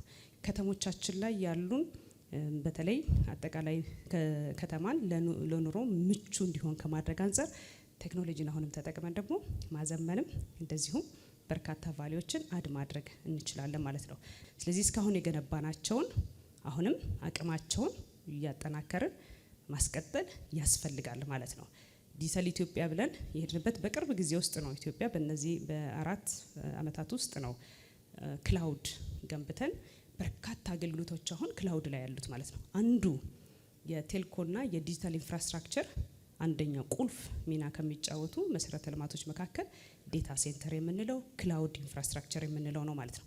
በአጠቃላይ በዓለም የኢኮኖሚ ዝውውርም እድገትም ላይ ጂዲፒ ላይ ምንድነው ታዲያ ሚናው? የሁሉም መሰረተ ልማት ተዘርግቶ ምንድነው ካላችሁኝ ዛሬ ወደ 6 ትሪሊየን የዓለም ጂዲፒ ላይ ኮንትሪቢዩት ያደርጋል። ይሄ በድምሩ ይሄ ማለት ድርሻው ወደ ዘንድሮ 5.4% ነው ማለት ነው የዚህ ሴክተር ማለት ነው። ቀጣይ በ2030 ወደ 11 ትሪሊየን ይሆናል ተብሎ ይገመታል። ይሄ ማለት ወደ 8.4 ገደማ ፐርሰንት ድርሻ ይኖራል። ወደኛ ስንመጣ እንዴት ነው ካላችሁ ኢትዮጵያን በዚህ የነቃን እንዳያችሁት በርካታ ማሻሻያዎችን ያደረግን ተለክቶም በዓለም አቀፍ ደረጃ ተለክቶ ስዕሉ ገብቶ አያውቅም ነበረ። ሪሰንትሊ GSMA ማለት የግሎባል ሞባይል አሶሲዬሽን አሰስመንት ሰርቷል፣ ጥናት አድርጎ ሊያውም የ2023 ጁንን ነው መነግራችሁ። ከዛ በኋላ ደግሞ በርካታ ማሻሻያዎች አድርገናል። እድገቶች አሉ። እነሱ ሳይካተቱ 8% ለጂዲፒያችን ኮንትሪቢዩሽን ያለው የኢትዮጵያን ነው መነግራችሁ ማለት ነው። ይሄ በጣም ትልቅ ነው። እንዴት ነው የዓለም 5.4 ሆኖ የኛ 8 የሆነው ካላችሁ ሌትሊ የመጣው ምክንያቱም በማደግ ላይ ያለ ኢኮኖሚ ስለሆነ የምንናገረው ኢምፓክቱ ከፍተኛ ነው። ይሄ እዚህ መሀከላችን ያላችሁ ተቋማት አላችሁ።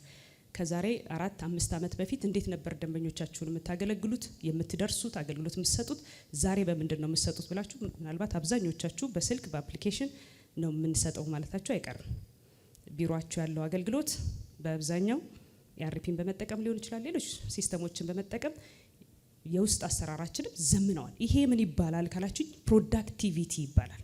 ለኢኮኖሚ ያለው አስተዋጽኦ አስቻይ ሚናነት በመጫወት በምንም መልኩ የማንንቀው ሁሉንም ሴክተር በማዘመንም በማፍጠንም ስፒድም ቬሎሲቲም ነው ይዞ እየመጣ ያለው ስፒድ ቬሎሲቲንም ጨምሮ ማለት ነው፣ ሁለቱም ነገሮች ማለት ነው። ስለዚህ የሴክተሩን ፋይዳ ስንረዳው ደግሞ ኢንፍራስትራክቸሩን እንዴት እንደምንገነባውም እንዴት እንደምናዘልቀውም እንዴት እንደምንጠብቀውም እናውቃለን ወይም ደግሞ እንረዳለን ብዬ አስባለሁ ማለት ነው። ቀጣይ ኢትዮጵያ ምን ታደርጋለች በዚህ ዙሪያ ካላችሁኝ ቀደም ብለን የዘረጋ ነው በእድሜያችን ልክ በ131 ዓመት ልክ ስንዘረጋ የነበረው ኮፐር ነው ዘመኑ ወይም በዛ ወቅት የነበረው ኮፐር ስለነበር አሁን ወደ ፋይበር እየገባን ነው። በርካታ ዝርጋታዎቻችን እያንዳንዱን ግለሰብ ፋይበር ቱ ዘ ሆም ብለን ፋይበር ቱ ዘ ቢልዲንግ ብለን ኮኔክት እያደረግን ነው። ይሄ ለኢትዮጵያ ትልቅ አቅም የሚፈጥር ነው ማለት ነው። እንዴት ታይዋለሽ? ፊውቸሩስ ምን ይመስላል? አውትሉክ ብትሉኝ በጣም አበረታቻት። እንደዚሁም ደግሞ ፖዚቲቭ የሆነ አውትሉክ ለብዙዎች የስራ እድል የሚፈጥር እንደዚሁም ደግሞ ተቋማትንም ብቁ የሚያደርግ ተወዳዳሪ የሚያደርግ በሀገራችን ባለው ገበያ ብቻ ሳይሆን እንደዚሁም በዓለም አቀፍ ገበያ ተወዳዳሪ የሚሆኑበት ኢትዮጵያን በአጠቃላይ ተወዳዳሪ ብቁም የሚያደርጋት ትልቅ አቅሟ ነው ብዬ አስባለሁ። አመሰግናለሁ። ወይዘሪት ፍሬህይወት የዲጂታል ኢኮኖሚ ግንባታና የአይሲቲ መሰረተ ልማት ከሀገር ግንባታ አኳያ አያይዛ በስፋት ሄዳበታለች። በተለይ ዘርፉ ላይ የዲጂታል ማለት ዘመኑ ራሱ አይ ቲንክ የኦፕሽን ጉዳይ ሳይሆን አስገዳጅ ወደ መሆን የደረሰበትን ማየት እንችላለን።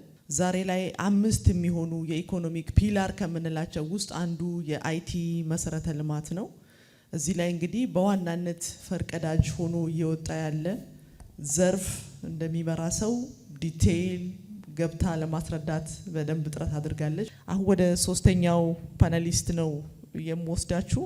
ዶክተር ሱልጣን ወሊ ይባላሉ። ቅድም ለማስተዋወቅ እንደተሞከረው የውሃና ኢነርጂ ሚኒስቴር ዴታ ነው። እንግዲህ ለአንድ ሀገር እድገት ቅድም የምንላቸውን አጠቃላይ መሰረተ ልማት እንደተጠበቀ ሆኖ ለዚህ ሁሉ ደግሞ የጀርባ አጥንት የሆነው እንደ ትልቅ ኃይል እንደ ትልቅ ጉልበት ደግሞ የምንጠቀመው እንደ አንድ የኢኮኖሚ ፋክተር ላይ ለምሳሌ ኢንዱስትሪ አደገ ብለን ስንል ሌሎች ጉዳዮች ቴክኖሎጂንም ጨምሮ አደገ ብለን ስንል ለዛ እድገት መነሻ የሚሆን ባክቦን ደግሞ ምንድነው የሚለውን ነገር የኢትዮጵያ ኢኮኖሚ የኃይል ፍላጎት እድገትና የኢነርጂ መሰረተ ልማትን በሚመለከት ደግሞ እንዴት ነው ኢነርጂያችን ከየት ተነስተው ወዴት ነው እየሄድን ያለነው፣ ማነቆቹ ምንድናቸው፣ ወደፊት ደግሞ የምንጠብቃቸው ጉዳዮች ምንድናቸው የሚለውን ጉዳይ ክቡር ዶክተር ሱልጣን ያቀርብልናል። ኢነርጂን በሚመለከት ወደ እሳቸው እመራቸዋለሁ። በተሰጠኝ ጊዜ ገደብ ሀሳቦች ለማቅረብ ሞክራለሁኝ። ምናልባት የተረሳ ደግሞ ካለ በጥያቄና መልስ ክፍለ ጊዜ የሚዳሱ ይሆናሉ እና በቀጥታ ለመጀመሪያ ያህል ያው እንደሚታወቀው በዓለማችን ማንኛውም አይነት የኢኮኖሚና ማህበራዊ እድገት እንዲሁም የኢኮኖሚ ብልጽግና ትልቁ ግባት የሚሆነው ኢነርጂ ነው። ከ1970ዎቹ በዓለማችን ላይ ከፍተኛ የሆነ የነዳጅ ቀውስ ከተከሰተበት ጊዜ ጀምሮ በአንድ ሀገር የኢነርጂ ኮንሳምፕሽን ወይም የኢነርጂ ፍጆታና የዛ ሀገር የኢኮኖሚ እድገት መካከል ያለውን ቁርኝነት ኮሪሌሽንሺፕ ለማጥናት ጥናቶች ተካሂዶ ነበር። ኦልሞስት አብዛኛው ጥናቶች እንደሚያሳዩ የአንድ ሀገር የኢነርጂ ፍጆታ በጨመረ ቁጥር በዛው ልክ የዛ ሀገር ኢኮኖሚ ያድጋል፣ በዛው ልክ የሀገሪቷ ዶሜስቲክ ፕሮዳክት ያድጋል ማለት ነው። በዛው ልክ የሀገሪቷ የአንድ ዓመት የማምረት አቅሟ ያድጋል ማለት ነው። ስለዚህ ከነኚህ ጥናቶችና ካለንበት እውነታ አንጻር ነገሮችን ስንገመግም አሁን እንደ ሀገር ያስቀመጥነውን ብሮድ ቤዝድ ፕሮስፔሪቲን ለማረጋገጥ የሚያስፈልገው ቀጣይነት ምቹና አስተማማኝ ዘላቂ የሆነ ኢነርጂ አቅርቦት መሆኑን ከዚህ መረዳት እንችላለን። ስለዚህ ከዚህ አንጻር ሀገራችን ኢትዮጵያ ምን ያህል እምቅ ሀብት አላት ለሚለው እውነት ለመናገር በዓለማችን ያሉ ታዳሽ ኢነርጂ ምንጮች በአጠቃላይ በኢትዮጵያ ውስጥ አሉ ቢባል የተጋነነ እውነት አይደለም። በአጠቃላይ አሉ፣ መጠናቸው ሊለያይ ይችላል። ለምሳሌ ሃይድሮ ፓወር በምናይበት ወቅት ወደ 45 ጊጋዋት የሚሆን ፓወር ነው ያለው። ይሄን አፍሪካን በአጠቃላይ ሊመግብ የሚችል ፓወር ነው 45 ጊጋዋት። ከዛ ውስጥ ግን እስካሁን ድረስ ዚግባን ባለ እያመነጭ ይችላል። ህዳሴን ጨምሮ ወደ 5 ጊጋዋት ወደ 11-12% አካባቢ ሃይድሮ ፓወር ፖቴንሻላችን ተጠቅሟል ሊባል ይችላል። ስለዚህ ይሄኛው ዘርፍ በጣም ብዙ ኢንቨስትመንት የሚፈልግ ነው ቀጣይ ኢኮኖሚያችን ከማሰራት አንጻር። በዛው ልክ ደግሞ ለምሳሌ የንፋስ ኃይል ፖቴንሻላችን ወይ እምቅ ሀብታችን ስናይ ቫሪያብል እንኳን ቢሆን እንደየወቅቱ ሲፈራረቁ የሚለያዩ እንኳን ቢሆን በአማካይ ግን ከ100 እስከ 130 ጊጋዋት እምቅ ሀብት እንዳለ ነው ከዚህ የምንረዳው። ከዛ ውስጥም እዚህ ጋር ባል ኦልሞስት ወደ 400-500 ሜጋዋት አካባቢ ብቻ ነው ጥቅም ላይ ይዋል ያለው። ሶላርን በመለከት እንደዛው። አሁን ለምሳሌ ቴክኒካል ለማውራት ያህል ኢትዮጵያ ውስጥ እንግዲህ ያው ያለውን የሶላር ኢነርጂ እናውቃለን ሁላችንም። በትንሹ ወደ 5.5 ኪሎዋት አወር ፐር ሜትር ስኩዌር ፐር ዴይ ነው ያለን። ያ ማለት ምንድን ነው? በአንድ ስኩዌር ኦፍ ላንድ በአንድ ሰዓት ውስጥ በአንድ ቀን ውስጥ 5.5 ኪሎዋት ኢነርጂ ማመንጨት እንችላለን ማለት ነው። ያ በቆዳ ስፋታችን በሀገራችን ቆዳ ስፋት ደግሞ ሲባዛ በጣም ማሲቭ የሆነ ሶላር ፖቴንሻል እንዳለ ይታወቃል። የዛን 10% እንኳን ብንጠቀም ምናልባት ከሀገራችንም ያለፈ ሌሎች ሀገሮችን ጭምር ኃይል ሊያቀርብ የሚችል ፖቴንሻል እንዳለ ነው ከዚህ የምንመለከተው። ሌሎችም ጂኦተርማል በምንመለከት ጊዜ ያው ኢትዮጵያ ሪፍት ቫሊ ውስጥ ነው የምትገኘው። ከአፋር ዲፕሬሽን ወይም ከሴራ የሚነሳው ሪፍት ቫሊው እስከ ታችኛው የሀገራችን ክፍል የሚያቋርጠው በትንሹ ወደ 10 ጊጋዋት የሆነ የከርሰ ምድር ሙቀት ፖቴንሻልም አለን። ነገር ግን እስካሁን ድረስ ወደ 5 ሜጋዋት አካባቢ ገና ሙከራ ያለን፣ በቀጣይ ደግሞ እስከ 56 ለማድረስ ጥረቶችን እያደረግን እንገኛለን። ያም ስታይ ኦልሞስት ያልተነካ ዘርፍ ነው። ግሪን ሃይድሮጅንና ግሪን አሞኒያን በተቻለ መጠን ያው ምን እንኳን አዲስ ቴክኖሎጂ ባይሆንም አዲስ ሳይንስ ባይሆንም ነገር ግን በአዲስ ቴክኖሎጂ የተደገፈ ያለ ለዛውም እምቅና ምቹ ሀብቱ ያለን ዘርፍም ነው። ግሪን ሃይድሮጅን ግሪን አሞኒያ ስል ትልቁን ይህንን ዘርፍ ለማንቀሳቀስ ትልቁ ግብዓት የሚሆነው ፍሬሽ ወተር ነው። በሀገራችን ደግሞ ወደ 12 ተፋሰሶች አሉ። ከዛ ውስጥ 9ኙ እርጥበታማ ናቸው። በትንሹ በአመት ወደ 122 ቢሊየን ሜትር ኪዩብ ፍሬሽ ወተር አለን። ስለዚህ በዛ ነተማ ማለት ነው። ሌላውና ትልቁ ግብዓት ይሄ ግሪን ሃይድሮጅንና ግሪን አሞኒያ ከማቅረብ አንጻር ግሪን ኢነርጂ ነው። እስካሁን ድረስ ደግሞ ኢትዮጵያ እያመነጨች ያለው ኢነርጂ ግሪን ነው፣ 100% ነው፣ ታዳሽ ኢነርጂ ነው።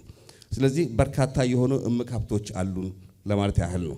ከዛ ውስጥ ግን በአጠቃላይ ሲደማመር ለምሳሌ ግሪን አሞኒያና ግሪን ሃይድሮጂን እንዲሁም ሌሎች ባዮማስን ሳይጨምር አሁን የተጀመረውን የአቶሚክ ኢነርጂ ያው እሱም አቅሟለን። በእርግጥ ታዳሽ አይደለም ግን ክሊን ኢነርጂ ነው። ዩራኒየም አለ። ዩራኒየም ደግሞ በምስራቁ ሀገራችን ክፍል ብዛት እንዳለ ጥናቶች ያሳያሉ። እሱ እንኳን ሳንጨምር በትንሹ ወደ 150 ጊጋዋት ታዳሽ ኢነርጂ ሀብት አለን። ከምን ከነፋስ፣ ከጂኦተርማል፣ ከሃይድሮ ፓወር እና ከሶላር። ነገር ግን በአጠቃላይ እስካሁን ድረስ እያመነጨን ያለ ነው 6.4 ጊጋዋት ብቻ ነው። ይሄ በርካታ ምክንያቶች ሊኖሩ ይችላሉ። ስለዚህ ዘርፉ ላይ ትልቅ ትኩረት ሊሰጠው ይገባል ነው። ለዛም ነው አሁን በአዲሱ ከለውጡ በኋላ ዘርፉ በአዲስ እንዲደራጅ ተደርጎ ትልቅ ትኩረት የተሰጠ ያለው ከዛ አንጻር ነው። ለኢኮኖሚው ካለው ጠቀሜታ አንጻር እንዲሁም እምቅ ሀብቱም ስላለን ፍላጎትም እየጨመረ ስላለን ጭምር ነው። ይህንን ካልኩ በቀጣይ የኢነርጂው ዘርፍ ዋና የትኩረት አቅጣጫ ምን ይሆናል የሚለውን ነገር አንዳንድ ነገሮችን ብዬ ኦፖርቹኒቲዎች እናገርና ከዛ ያው ወደ ማጠቃለል ይላሉ።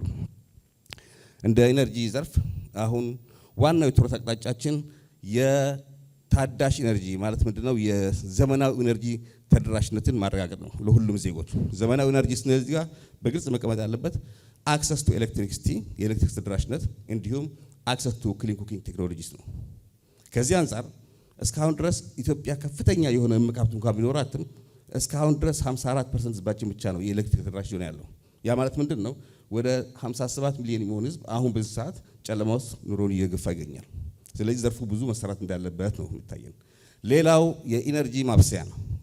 ለማብሰያት የምንጠቀምበት ኢነርጂ በአብዛኛው ስናይ የንጹህ ኢነርጂ ተጠቃሚ የሆኑ የህዝባችን ወደ 10% ብቻ ነው። ሌላው 90% በላይ ህዝባችን ለማብሰያነት የሚጠቀመው ኢነርጂ ማገዶ ነው፣ ባዮማስን ነው። ባዮማስ ደግሞ ደንን በመቁረጥና በመጨፍጨፍ ያ ደግሞ ከፍተኛ የሆነ አደጋ ያስከትላል። አንደኛ ከፍተኛ የሆነ አፈር መካለትና የአፈር መሸርሸርን ያመጣል። ያ ደግሞ የግብርና ምርትና ምርታማነትን ይቀንሳል። በሂደት ደግሞ የምግብ ዋስትናችን እንዳናረጋግጥ ደግሞ ትልቅ እንቅፋት ይሆናል ማለት ነው። የንጹህ ማብሰያ ቴክኖሎጂ ላይ አፍሪካ እንደ አፍሪካ ወደ ኋላ ቀርታለች። አቴንሽን ያልተሰጠው ሴክተር ነው። የአንድ ጉዳይ ነው። ሌላው እንደሚታወቀው በሀገራችን እንግዲህ ያው በማብሰያ ሂደት ውስጥ ብዙ ጊዜ የሚሳተፉ እናቶችና ህጻናቶች ናቸው። አፍሪካ አብዛኛው አፍሪካ ሀገሮች እንደዛ። ስለዚህ ይሄ ግሪን ሃውስ ጋር ማን ነው የኤር ፖሊሽኑ ኢንዶር ኤር ፖሊሽኑ በእናቶችና በህጻናት ላይ ከፍተኛ የሆነ የጤና እክል በተለይ ሬስፓራቶሪ የመተንፈሻ አካላት ትራኮማና መሰል ችግሮችን እንዲያጋጥማቸው ምክንያት ይሆናል። ከምንም በላይ ደግሞ ግሪን ሃውስ ጋዝ ኢሚሽን ይጨምራል። ያ ደግሞ በአየር ንብረት ለውጥ ላይ ከፍተኛ የሆነ ተጽዕኖ ይኖራል። ስለዚህ ይህንን ችግር ለማቃለል እንድንችል የናሽናል ኤሌክትሪፊኬሽን ፕሮግራም ወይም የብሔራዊ ኤሌክትሪፊኬሽን ፕሮግራም ቀርጸን ላለፉት 7 ዓመታት እየተገበር እንገኛለን። ያ ምንድን ነው? በቀጣይ አገራችን 65% ህዝባችን ከብሔራዊ ግሪድ የኤሌክትሪክ ተጠቃሚ እንዲሆን፣ ቀሪው 35% ደግሞ ኦፍ ግሪድ ቴክኖሎጂዎችን እንደነ ሶላር፣ ሚኒ ሃይድሮ እና ሌሎች ኦፍ ግሪድ ቴክኖሎጂን ተጠቃሚ እንዲሆን ፕሮግራም ቀርጸን እንቀሳቀሳለን። ነገር ግን ይህንን ፕሮግራም መቶ እውን ለማድረግ በትንሹ የዛሬ 7 ዓመት አካባቢ የገመተው ምንድነው ወደ 6 ቢሊዮን የአሜሪካ ዶላር ያስፈልጋል። 6 ቢሊዮን የአሜሪካ ዶላር ህዝብ ቁጥራችን እያደገን ያለውና ያንን ዲማንድ ሚት የሚያደርግ ፓወር ጀነሬት ማድረግ አለብን ነው። አሁን በኋላ መጣበታለሁ ፓወር ኤክስፖርት ያደርግ እንገኛለን። በቀጣይ 4 ዓመታት ወይ 3 ዓመታት አሁን ባለን አናሊሲስ እና ጥናት የፓወር ሴክተር ሪፎርም ፕሮግራም ስናካሄድ ባለን አናሊሲስ እና ጥናት መሰረት በቀጣይ 3 ዓመታት ተጨማሪ የኃይል ምንጮችን ካለመነጨን ኢትዮጵያ ኢነርጂ ኢምፖርተር ትሆናለች rather than ኢነርጂ ኤክስፖርተር። ስለዚህ ትኩረት የሚሻ ጉዳይ ነውና አንዱ የትኩረት አቅጣጫችን ምንድነው? ኢነርጂን ተጨማሪ ኃይልን ማመንጨት ነው። እምቅ ሀብቱ ስላለን ፍላጎቱም ስላለን ህዝብ ቁጥራችን እየጨመረ ስለሆነ ጭምር ነው። ለኢኮኖሚም ትልቅ ግባት ስለሆነ ነው ቅድም ሲባል ነበር። ሁለተኛው ምንድነው? የኢነርጂ ምንጭ ስብጥራችን ነው። ትልቁ እዚህ ጋር አድሬስ ሊደረግ የሚገባው አሁን ቅድም ስንል እንደነበረው አብዛኛው ኃይል ብናመነጨው 6.4 ጊጋዋት ነው ብለናል። ነገር ግን 94% በላይ ይሄ የሚመጣው ከሃይድሮ ፓወር ብቻ ነው። እኛ ደግሞ ከተፈጥሮ ጋር ውል አልገባንም። ሃይድሮ ፓወር ለአየር ንብረት ለውጥ ተጋላጭ የሆነ ዘርፍ ነው። አይበላውና ዝናብ ባይዘን አይበላውና ሰው ሰራሽና የተፈጥሮ አደጋ ቢደርስብን እኛ ግድቦች ነገ ጧት ምን ሊሆኑ ነው? ስለዚህ የኃይል ምንጭ ስብጥራችን ማሻሻል አለብን ነው። እዚህ ጋር አንዳንድ የዘርፍ ባለሙያዎች የተሳሳተ ትንታኔ ይዛሉና ግልጽ መሆን አለበት። ሃይድሮ ፓወር አሁንም ቢሆን it will be the leading power source። የምንገነባቸው ግድቦች በቀጣይ ሃይድሮ ፓወርን ብቻ ሳይሆን መልቲ ፐርፐስ ዳሞች ናቸው። ለግብርናም ጭምር እንጠቀምባቸዋለን። አንድም አገር በዝናብ ብቻ ተንጠልጥሎ አግሪካልቸር ኢኮኖሚውን ትራንስፎርም ያደረገ የለም። አብዛኛው አገሮች የበለጸጉ አገሮች ሲቪላይዝድ የሆኑ አገሮች ሁሉ ጊዜ ውሃ ዳርቻ አካባቢ ያሉ ናቸው፣ ግድቦችን የገነቡ ናቸው። ስለዚህ ከዚህ አንጻር ትኩረት የሚሰጠው መሆኑን ከወዲሁ ልታስብበት ይገባል ነው እና የኃይል ምንጭ ስብጥራችንን መቀየር አለብን፣ ማሻሻል አለብን ነው። እንደምናየው ለምሳሌ አዲስ አበባ ከተማ ውስጥ ወይ ድሬዳዋ ከተማ ውስጥ የኃይል እጥረት የለም። አሁንም ቢሆን ይሄ በግልጽ መቀመጥ አለበት። ላለፉት 3 ዓመታት ለሽያጭ ካቀረብነው ኃይል ክብርት አለች የቦርድ ሰብሳቢያችን ናት 15% ጥቅም ላይ አልዋለም። ስለዚህ ኢትዮጵያ ውስጥ የኃይል እጥረት የለም። አሁንም ቢሆን ሊሰመርበት ይገባል በግልጽ። ምንድነው ግን ያለውን የፓወር ኢንፍራስትራክቸር ችግሮች አሉ ነው። ያረጁ ፓወር ኢንፍራስትራክቸሮች አሉ፣ ትራንስፎርመር፣ ዲስትሪቢዩሽን፣ ትራንስሚሽን። ለዛ ነው ከፍተኛ የሆነ የኃይል መቆራረጥ ጊዜ ያለው። ለዛ ነው ከፍተኛ የሆነ የኃይል መቆራረጥ ቆይታ ጊዜ ያለው። የጥራት ጉዳይ አለ። ስለዚህ በቀጣይ እዚህ ላይ ነው ትኩረት መስራት ያለብን ነው። ከኃይል ጀነሬሽን በተጨማሪ በግልጽ መቀመጥ ያለበት አሁንም ቢሆን ሁላችንም በተለይ ሚዲያ ሰዎች ማወቅ አለባችሁ።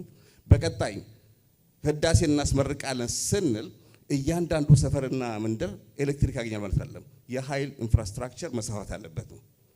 ትራንስሚሽን ላይን፣ ዲስትሪቢዩሽን ላይን እና ሌሎችን ጉዳዮች በአጠቃላይ ያ ደግሞ ኢን ታውዘንድስ ኦፍ ኪሎሜትርስ ነው። ከህዳሴ ግድብ የማይትራነስ በጀት ነው። ስለዚህ ዜጎችና ወጣቶች ይህን ጉዳይ ማወቅ አለባቸው ነው። በተለይ ሚዲያ ሰዎች እዛ ላይ መስራት አለብን ነው። አሁን ያለውን የፓወር ኢንፍራስትራክቸር አፕግሬድ ማድረግ ያስፈልጋል። በቀጣይ ደግሞ ኤክስፓንድ ማድረግ ያስፈልጋል። ሌላው ሪጅናል ኢንቴግሬሽን ነው። ኢትዮጵያ የምስራቅ አፍሪካ የኃይል ትስስር አባል ሀገር ናት። ኢትዮጵያ እንደምናውቀው እስካሁን ድረስ ለጎረቤቷ በዓለም ላይ ከፍተኛ በሆነ ኤሌክትሪክሲቲ ታሪፍ መብራት እያቀረበች ያለችዋ ብቸኛ ሀገር ናት። ለጅቡቲ ማቅረብ ከጀመርን ከ10 ዓመት በላይ ሆኖናል። ለሱዳን ማቅረብ ከጀመርን ከ8 ዓመት በላይ ሆኖናል። ለኬንያ ወደ 3 ዓመት አካባቢ ሊሆንን ነው። ታንዛኒያ የዛሬ 8 ወር አካባቢ ሰጥተናል። በቀጣይ ደግሞ የኢስተርን አፍሪካ ፓወር ፑል የምስራቅ አፍሪካ የኃይል ትስስርን ከደቡብ አፍሪካ የኃይል ትስስር ጋር ለማገናኘት ትልቅ እቅድ እየተንቀሳቀስ እንገኛለን። ለምን ኦልሬዲ ከኬንያ ጋር ተገናኝተናል። ኬንያ ከታንዛኒያ ጋር ተገናኝተዋል። ታንዛኒያ ከዛምቢያ ጋር ይገናኛል። ዛምቢያን ከሳውዝ አፍሪካ ጋር ለማገናኘት እያቀድን ያለ ነው። ስለዚህ እዚህ ጋር ያለው አምቢሽን ትልቅ ነገር ነው። ያ ደግሞ በግል ማለት በመንግስት ብቻ የሚሰራ እንዳልሆነ ሊታወቅ ይገባል ነው። ሌላ ኦልሬዲ ከሱዳን ጋር ስለተገናኘን ሱዳን ከግብጽ ጋር፣ ግብጽን ከጆርዳን ተገናኝታለች። ጆርዳን ጋር ደግሞ ከአውሮፓ ጋር ለማገናኘት ሰፋ ያለ እቅድም ጭምራለን። ስለዚህ ግሪድ ሊሚት የለውም ነው። ያ ደግሞ ከፍተኛ የሆነ ስራ ይፈልጋል። ብቃትን ማሻሻል ኢፊሸንሲ። አብዛኛውን ጊዜ አሁን ከምናመነጨው ኤነርጂ በትንሹ ወደ 35% ሎስ አለ። 35% ኦፍ 6.4 ጊጋዋት ማለት ደግሞ ኦልሞስት የኮይሻን ግድብን የሚያክል ፓወር ሎስ ያደርግ ነው። ስለዚህ ብቃትን ማሻሻል ነው። እንዴት? ሰፕላይና ዲማንድ ሳይድን ባላንስ በመጠበቅ የኤነርጂ አቅራቢ ዘርፎች አሉ፣ የኤነርጂ ተጠቃሚ ዘርፎች አሉ። በመካከላቸው ሚዛን እየጠበቅን መሄድ ይኖርብናል።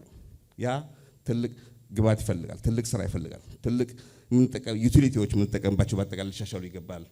ከዚህ ቀደም ላለፉት 30 ዓመታት በኤነርጂ ዘርፍ የነበረው ፖሊሲ የግል ዘርፍ ተሳትፎ ብዛም የሚጋብዝ አልነበረም። አሁን ግን በረከፋች። ስለዚህ ምንድነው ከምን ጊዜውም በላይ ለኢትዮጵያ ውስጥ በፓወር ሴክተር ለመስራት እና ኢንቨስት ለማድረግ ምቹ ሁኔታ አለ። ያ ደግሞ የኢኮኖሚያችንን የሚያንቀሳቅስ ይሆናል የሚል ግምት አለኝ። የተረሳ ነገር ካለ በኋላ እንግዲህ በጥያቄ መልስ እመጣበታለሁ። አመሰግናለሁ። ዶክተር ሱልጣንን በደንብ በጣም ነው የምናመሰግነው። የኢነርጂ ጉዳይ ለአንድ ሀገር እድገትም ውድቀትም የራሱ ትልቅ አስተዋጽኦ ያለው ስለሆነና ዘርፉ ላይ በጥልቀት ስራ ላይ ጥናት ላይ እሱን ደግሞ ኦፕሬሽናላይዝ ማድረግ ላይ ያለ አመራር እንደመሆኑ መጠን ዲቴይሉን ሁሉ ለማስረዳት ነው ጥረት የሚደረገው። ጥሩ ሀሳቦች ናቸው የቀረቡት። ኢትዮጵያ አሁን ያለው የኢነርጂ አጠቃቀም ሁኔታዋ ቅድም ለማንሳት ባንም በሌላ መንገድ ለማንሳት ጥረት ተደርጓል። ግን ደግሞ ምን ደረጃ ላይ ነው ያለነው? ወደፊት ደግሞ እያሳደግን በሄድን ቁጥር ደግሞ ኢኮኖሚው እያደገ ሲመጣ ዲማንድ የሚያደርገው ከሱ አኳያ እንዴት እየሄድን ነው? በተለይ የህዳሴ ግድብ ነው በጣም በተስፋ የሚነሳው። ቅድም ለመግለጽ እንደተሞከረው አሁን ኦልሞስት ተጠናቋል ብለን ነው የምናስበው።